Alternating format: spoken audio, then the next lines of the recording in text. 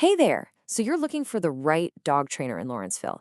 And, it can feel like a lot to sort through, but it really doesn't have to be. We're going to break down everything you need to know, from the different training methods to what it all costs locally, so you can feel really confident about the choice you make for you and your dog.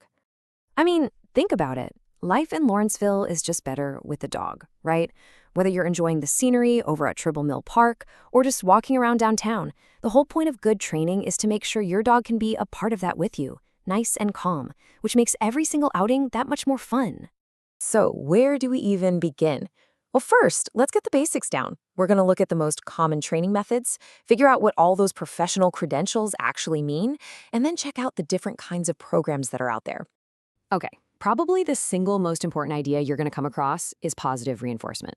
This is the modern, science-backed way of doing things, and it has pretty much replaced the old-school, punishment-based stuff.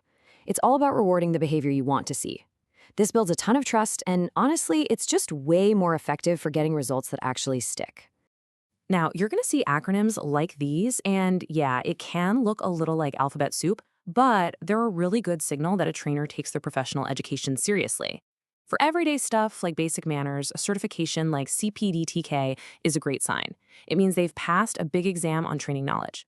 But if you're dealing with more complicated issues, maybe like serious anxiety or reactivity, then seeing IABC or CBCCK tells you they have a much deeper, more specialized expertise in behavior.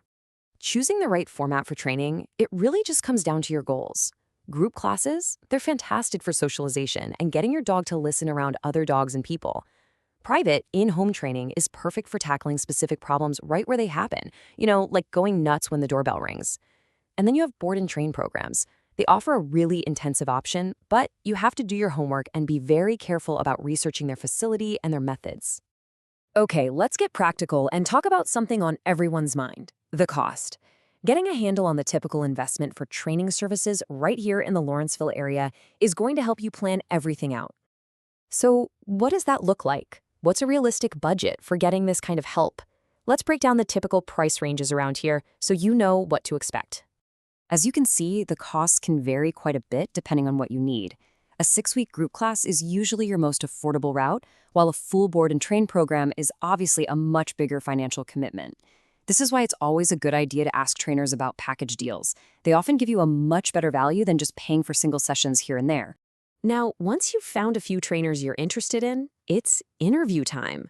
Seriously, being prepared with the right questions is probably the most important part of finding that perfect match for you and your dog. Using a checklist like this one is a huge help. You really want to hear them talk about positive reinforcement. You want to know they're committed to continuing their education. And if you're dealing with some bigger behavior concerns, it's absolutely crucial to confirm that they're willing to work as a team with your vet. That ensures everybody's on the same page for a safe, holistic approach. Great training isn't just about making life easier at home. It's about being a great canine citizen out in our community. So let's quickly go over some of the local rules and resources here in Lawrenceville and Gwinnett County. These are really the three main ones to keep in mind. First, Gwinnett County requires your dog to be on a leash anytime you're not on your own property, unless you're at a designated off-leash park. There's also a nuisance barking ordinance, which good training can definitely help with. And of course, Georgia law requires a current rabies vaccination, and you have to have the tag right on your dog's collar. And after you've put in all that work, where can you go practice? Alexander Park is fantastic for safely working on that off-leash recall since it's fenced in.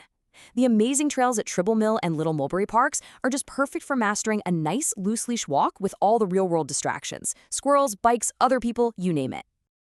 At the end of the day, putting in the effort on training is really about making your whole life together better. It means less stress on your daily walks. It means more confidence when you have people over. And it means having the freedom to include your best friend in so many more of your adventures around town. I really hope you find the perfect partner for your training journey.